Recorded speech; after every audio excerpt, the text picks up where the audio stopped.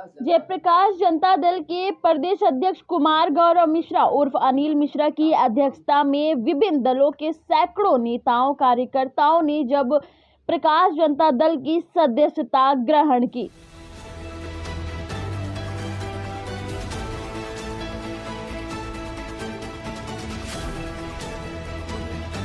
पहले हम सबको अभिनंदन करेंगे, स्वागत करेंगे और आभार व्यक्त करेंगे कि मेरे जैसे लोगों का कार्य क्षेत्र का मूल्यांकन करके आप लोग उस योग्य हमको समझे। और जहाँ तक रही आपने कहा कि आपने इस पार्टी को क्यों चुना, तो सबसे पहले आपको बताना चाहेंगे कि शांति, सद्भाव और सद्भावना के उद्देश्य से एक पार्टी को बहुत लंबे समय से लोग संचालन कर रहे हैं। तो पंकज सहाय जी इसके केंद्रीय अध्यक्ष हैं, उनके कार्यकाल को हमने बहुत करीब से देखा है। वही वर्तमान में एक कार्यक्रम हुआ था झारखंड में, जिसमें कि हमारे माननीय अनिल मिश्रा जी को प्रदेश अध्यक्ष नियुक्त किया गया। जब से अनिल मिश्रा जी आए तब से पार्टी में एक जोश आ गया। और ब्राह्मण समुदाय से हैं और बहुत आदरणीय है मेरे क्षेत्र के, तो उनका भी ऐसा राय रहा था कि आपको जनता दल इस पार्टी में आपको आना चाहिए। हम बहुत लंबे अरसे से मंथन कर रहे थे।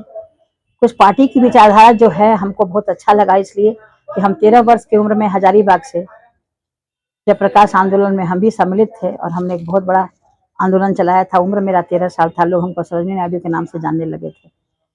तो जयप्रकाश जी के बहुत करीब रहने का मौका मिला था और जयप्रकाश नारायण को नाम को देखते हुए हमको अच्छा लगा कि उनका जो विचारधारा था, जिस उद्देश्य उन्होंने संपूर्ण क्रांति का समावेश हमारे भारत में फैलाए थे, उसको संजो कर ये पार्टी ने रखा है। ये बहुत बड़ी विडम्बना थी। तो हम मूल्यांकन के आधार पर हमने स्वीकार किया है और आज केंद्रीय अध्यक्ष के नेतृत्व में उनके अनुशंसा से हमारे प्रदेश अध्यक्ष की उपस्थिति में, उनकी अध्यक्षता में हमको पार्टी में सम्मिलित किया जा रहा है। और अगर जयप्रकाश जनता दल ये उम्मीद की है कि इनको आने से पार्टी सशक्त और सबल होगा, तो हम इन लोगों के विश्वास में खरे उतरेंगे। आपके इस पार्टी में आने से क्या लगता है कि आप कहीं पर चुनाव भी लड़ने का विचार कर रही हैं क्या? जी, हमारा सबसे पहले आप मेरी बात को सुने कि हम बहुत लंबे समय से एक महिलाओं का एक कार्यक्रम चला रहे हैं। जब से झारखंड भारत माता के नक्शे पर अलग राज्य के रूप में अस्तित्व में आया, तब से हम यहाँ महिलाओं के लिए काम कर रहे हैं। तो महिलाएं बहुत दुखी हो जाती थी, क्योंकि सरकार का ऐसा यहाँ पर जोड़ तोड़ था।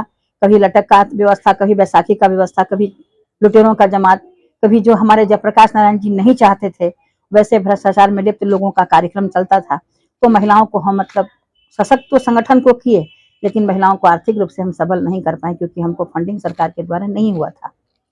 तो इन्हीं सबको देखते हुए हम एक बार दिल्ली भी गए थे, अपने बात को रखे थे, लेकिन पार्टी में आने का हमने सोचा भी नहीं था।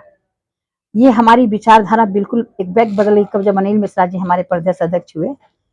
तो हमको ऐसा लगा कि नहीं, अब इस पार्टी में आना चाहिए और सशक्त और सबल बनाना चाहिए। क्योंकि जयप्रकाश जी का एक कार्यक्रम हुआ था यहाँ सम्मेलन, उसमें लोग बहुत सम्मानपूर्वक लोग हमको बुलाए थे और वहाँ बहुत सम्मान मिला कार्यकर्ताओं के द्वारा। तो हमको लगा कि ये मेरा एक अच्छा परिवार है, इस परिवार को ताकत देना चाहिए। तो ताकत देने के उद्देश्य से अभी हम वर्तमान में आपको बता दें कि हम श्री राजपूत करनी सेना के प्रदेश संरक्षक भी हैं झारखंड के, और अखिल भारतीय क्षत्रिय महासभा से आपने जेपी जनता दल का दामन थामा है, तो क्या लगता है जेपी जनता दल में आने के बाद कहीं से आप चुनाव लड़ने की योजना बना रही है क्या? जी, पहले आपको ये बता दें कि हम झारखंड प्रदेश की बेटी हैं और प्रदेश में बहुत से ऐसे लोग हैं जो मुख्यमंत्री ही बन जा रहे हैं, बहुत कुछ बन जा रहे हैं, और हमको कभी कभी ऐसा लगता है कि हम अपने मातृभूमि का तिरस्कार कर रहे हैं। तो जयप्रकाश जनता दल ज्वाइन करने का मेरा मुख्य उद्देश्य है कि हम कहीं से चुनाव लड़ें।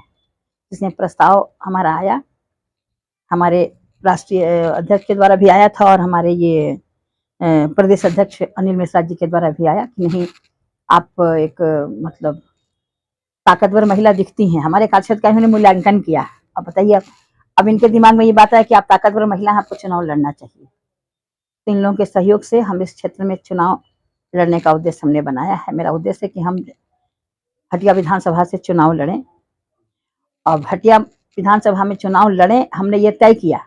लेकिन हटिया विधानसभा के मतदाताओं का कहाँ तक रुझान मेरे ओर रहेगा, और हमको ये भी देखना है, चुनाव जीतना हारना ये तो अलग प्रश्न रहा।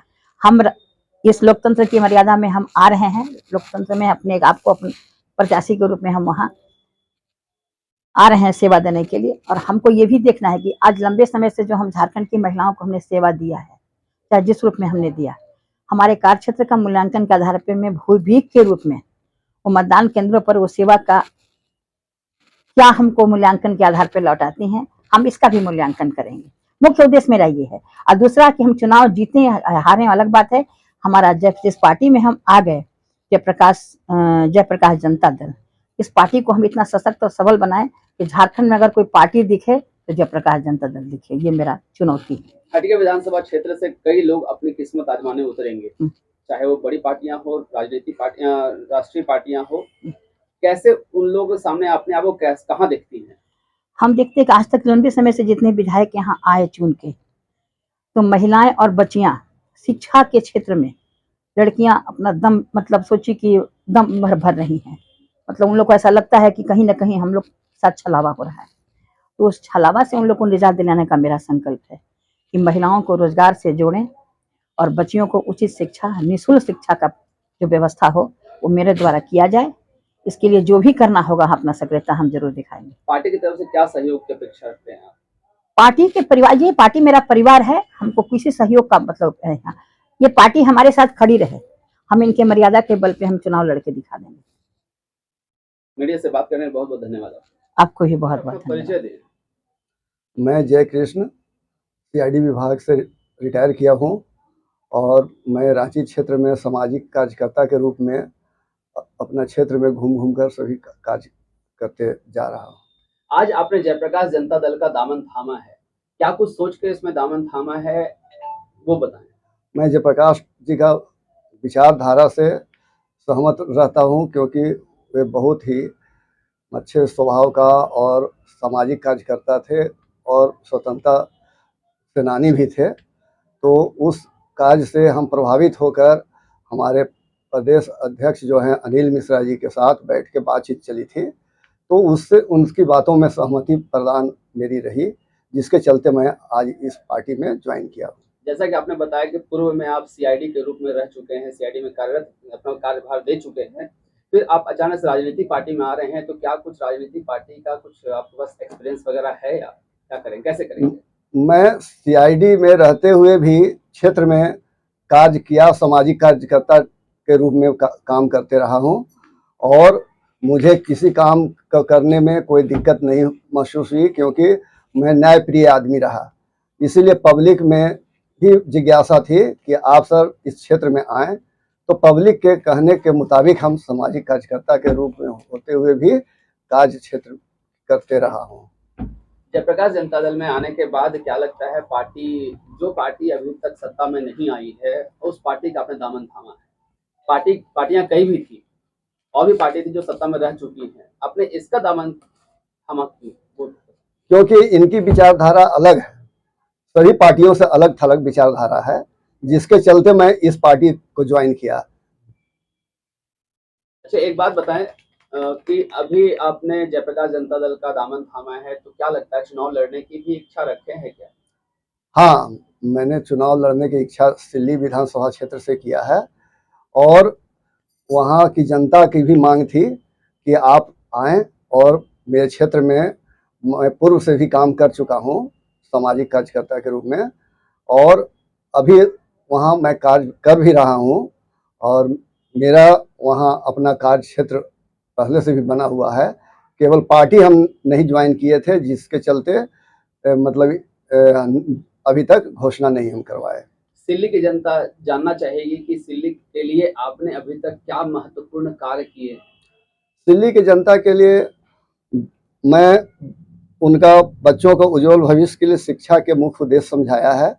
वो वहाँ जंगली हाथी और जंगल पशुओं का मतलब उससे सुरक्षा का उचित प्रबंध करना मेरा उद्देश्य रहा है, जिसके चलते वहाँ हम कार्य भी किए हैं। दूसरा चीज़ कि वहाँ के किसानों को मतलब उचित बिजली प्रबंध करना और उनका सही ढंग से सिंचाई का प्रबंध करना, ये मेरा मुख्य उद्देश्य है, जिसका मैं कुछ कार्य भी करके सिल्ली की जनता को दिखाया है। मतलब कि आपके पास कहने के लिए बहुत कुछ है सिल्ली की जनता के लिए। जी, मीडिया से बात करने में बहुत बहुत धन्यवाद आपका। धन्यवाद। आप शामिल हुई हैं, क्या कुछ उद्देश्य को लेकर शामिल हुई हैं तो बताएं। इसका बखान करना कम पड़ रहा है।